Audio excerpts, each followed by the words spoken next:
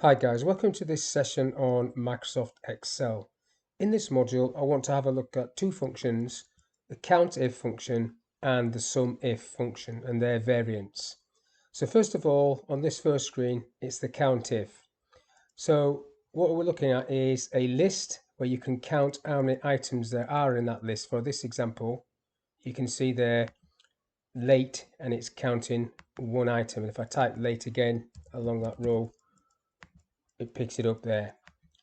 And there at the top you can see the function CountIF John Smith's late. So I've named this row John Smith. If I wasn't using names, it would have to be like this. I'll just get rid of John Smith. You'd have to use the cell references, which would be this line to the end, like so. It's picking up John Smith because I've named it. But you would, if I take it one space further, it'll probably knock John Smith off. Then it would be a cell range like so. Still says 2 because you can still see 2 lates. Now the reason I just type late like that is because I've actually named a cell A1 late and A2 sick, so I can refer to that cell with a name. If I hadn't used the name, I would have to type it like this. Around the word would have to be open quotes, close quotes, like so. I tick that. It still picks it up because it's looking for these words. So that's how you would do a basic CountIF. Now if I type that out again, I'll come over this one. So I've got one there that says CountIF status, and I've named this as status. So if I type this out without names and without a little table at the top, it looks like this: equals CountIF.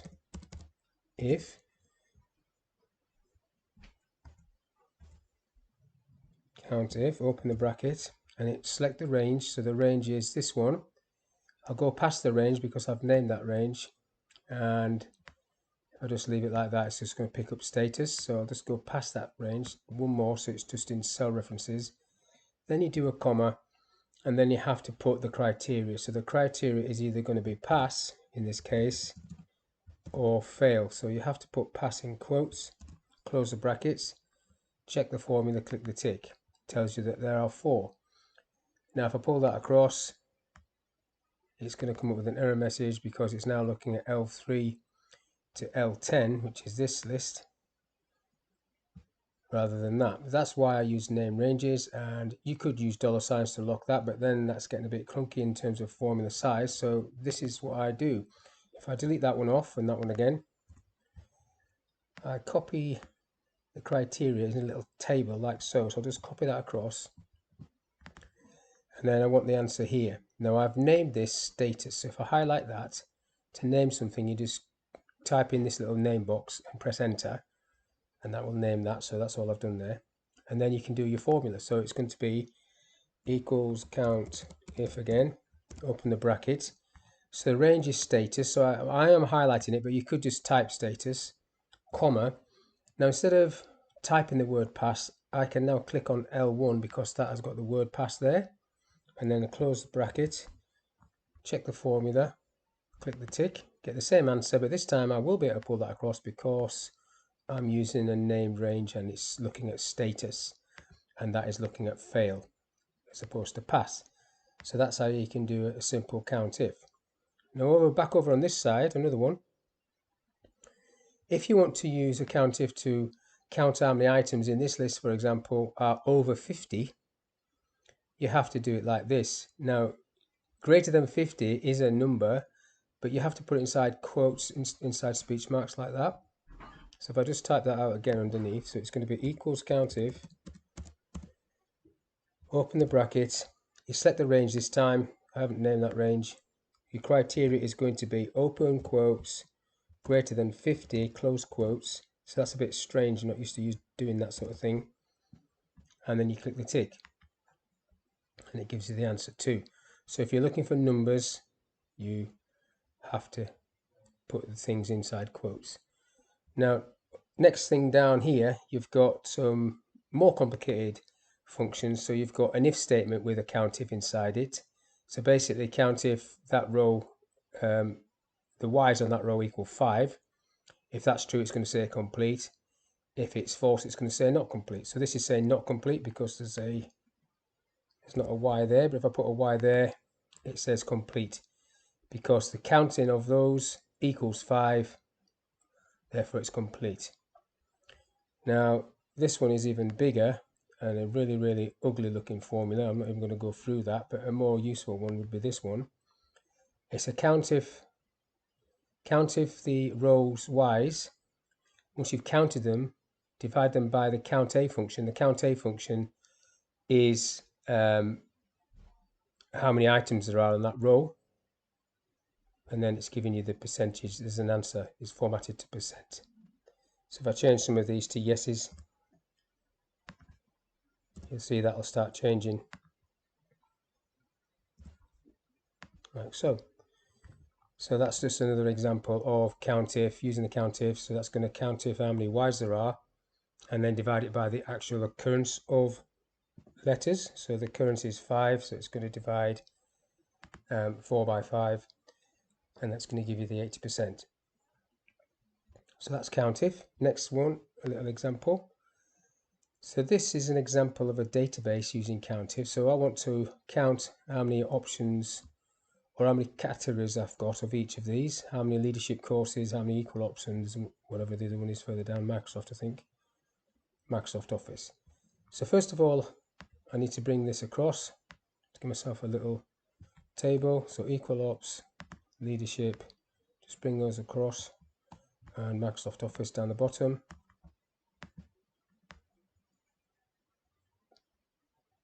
Using my control key to copy. So there's my little table. I'm going to highlight column F. It's called courses already. So I'll just change that to course, just to show you how to do it. So it's called both at the moment, but it doesn't matter which one you use. So the CountIF would be equals count if, open the bracket, the range is course, so you can type that. So it's going to look down course, comma, and then the criteria is J1 equal ops. Close the bracket, click the tick. Comes up with the number 27, pull it across to this, 23 and 7. So I quite like that. And that will change, because that whole column is called course. If I highlight a big chunk of this, copy it, and then just paste it at the bottom, that should have picked that up at the top, and it has 54, 42, 14. Now, another CountIF function is CountIFs, where you've got multiple counts. You want multiple criteria to count. So what I have here is, let's have a look at this. So you've got post name, operations director, branch manager, company ready go, Bede Brown. So there's 2 branch managers in Bede Brown. There you can see from there. So Bede Brown 1, and then there's the other one there, look, branch managers. Change the company, there's none in that company, and then you might have a different. So basically looking at this criteria to see whether you've got that type of person. IT support, let's go for IT support, looks like there's more of them. So there's 2 of them in that company. So looking at the formula, you've got, I've used names again to make it simpler. So you've got post name, so this will just be this bit, I think, post name, and you've got company. Yeah, so it says there CountIFs, there's an S on the end of it, it's not just CountIF. If post name is equal to F2, so F2 says IT support manager, and company is equal to G2, and the company says ready go, count it. So that's a double criteria. And if you click into the formula, you get the little help coming underneath. So you've got criteria range 1, then the criteria range 2, and then the criteria. Alright, so I'll just type that one out underneath. So it's going to be equals CountIFs. So your range is going to be post name. So you can start typing that, post name, and then double click on it, it'll come up. comma, so your first criteria is going to be F2, comma, and then it's going to be company, type that, comma, and the criteria is going to be G2, and you can close your bracket, click the tick, you get the same answer. Now let's have a little go at this little exercise. So first of all, CountIF, you want to know just a CountIF, so there's no S on that, how many occurrences there are where the spend is greater than 50. So we need to start there, so it's equals CountIF, open the bracket. So the range is not named, so you just have to highlight the range. So that's the range, comma, so the criteria is where the spend is greater than 50. So it's going to be quotes greater than 50, close quotes, close bracket. So you have to put the quotes on that one, tick, and then you can pull that down. So there's 9 items in that row that are over 50, and this row has got no items over 50. So that's worked.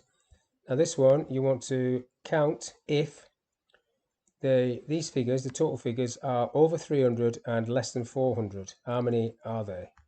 So again, it's CountIFS this time, so equals CountIFS, open the bracket. Your range, first range, is going to be this total row, but not the grand total, comma, is greater than 300, inside quotes, comma, and then the range again has got to be the same line, but this time it's going to be comma less than 400, so less than 400, close quotes, close bracket, click the tick. 5 is the answer, and that's the CountIFS function. So that's CountIF and a variant of it, CountIFS, and now SumIF. So SumIF, so in this example, I'll just get rid of this graph. You've got a SumIF function which is looking down location for whatever's in G1 and then adding up the students. So I've called the whole of column C location and the whole of column E students, so I don't have to worry about dollar signs. And if I delete that one off and delete all of these off, and I'll type this out without names first of all. So if I go equals SumIF, open the bracket, so I'm looking down location, so I'm looking down there, comma, I'm looking for CNA retailers, so that's in G1, comma, and then I want to add up students. Now these two lists that you select here have got to be the same size. If you're doing it like this, I'll tick that and I'll get the 27, which is correct. Now because I've not dollar signed anything, when I pull that across, the only thing that's going to work is this bit, H1. The rest are now moving across, picking up the wrong columns. So if I've used this system, I would have to dollar sign C2 to C25 and E2 to E25, or like I like to do is I just name that, and that's what I've done. So if I type it again with the name, so it's going to be equals SumIF, so the range is location, so just type location and then comma G1, so look down location, when you find what's in G1, comma, add up students. Just double click on that, close your bracket, you should still get 27. This time when you pull that across, everything else will work as well. There you go. So if I add more students on there, it will straight away pick that up. And that's what you want. Now on this side, you've got a similar sort of thing. It's basically like a lookup. So it's a very similar to HLOOKUP. I could have used the HLOOKUP function, but it's basically doing the same. So it's looking at dates. So look along dates, that's the top line. Dates, and come back to it. Look for inquiry date, so the inquiry date will be that date. So this is looking at the 17th of March. So this is the first one. And then this first line is looking for this line of information, rock. So that'll be called rock. Yeah. So if you change the date, it'll just bring in, so I'll put the 1st of April. 21 in there. It brings in the figures like a HLOOKUP would do, but it's using the SumIF. So that's just two examples of a SumIF. Let's have a look at SumIFS with an S. So that's just moving it on a little bit. So like CountIFS with an S, you get more criteria. So in this example, column A is called company, column B is called nothing, column C is called loading, D is pass, E is fail, and F is tutor. And what you've got here is a SumIFS. So we're adding up the passes in this example, and below it we're adding up the fails, SumIF fails. So when I click into the formula, the first thing is sum range, so sum passes. Add up the passes. Now the criteria is if the company is equal to I3, so I3 is ARC, and the tutor is equal to I2, the I2 is Saxton. So if I change the tutor to Jones and the company to Atmos, he's got 4 passes and 2 fails. I've got it filled out further along there. So that's just a SumIFS with an S. Let's have a go at doing this little exercise, because basically this first one is the same as the SumIF one I did. So that's called item, and this is called cost, so you can use the names. So this is a straightforward SumIF equals SumIF, open bracket, you're looking down item, I could have typed item, comma, you're looking for gas, and when you find gas you want to add up cost, so I'm just going to type cost, close the bracket, click the tick. Then because you've used named ranges, you can pull that across like so. So if gas goes up, you have a £200 bill there, that picks it up. And if you've used names and highlighted the whole column, this can just go down and down forever and ever, and this will always be picking up your scores on the doors. And then you can obviously, if you want, like I do, create myself a little pie chart, and you've got your little pie chart there for your spend. I'll just get rid of the categories there, and then add data labels on the pie chart, and then format data labels. I normally have percentage and category name on there, so you can see it like so. That's your little graph, and you can colour it in if you want. Get rid of that because it always puts that on. Now that was SumIF, and there you can see a breakdown of your spend. Now SumIFS, like CountIFS, is multiple criteria. So what I want to know here is how much do these people make if they are a manager working in Leeds and in HR. So what I need to do here is start this off, equals SumIFS. So what we're adding up is salary. It's called salary, so I can just type it or do that. So we're doing salary, and then the criteria range is if position, comma, is equal to manager in this case, comma, and location, comma, is equal to Leeds in this case, E17, comma, and area is equal to HR. Close the bracket. You see why it's beneficial to use named ranges. And the reason I've not named these D17, E17 and F17, because although I'm a fan of named ranges, sometimes if you name everything it can be a bit more confusing. So I've done that to make it slightly easier for myself and hopefully for you, but it's up to you how you play that. If I click the tick, that should work that out. 91,000.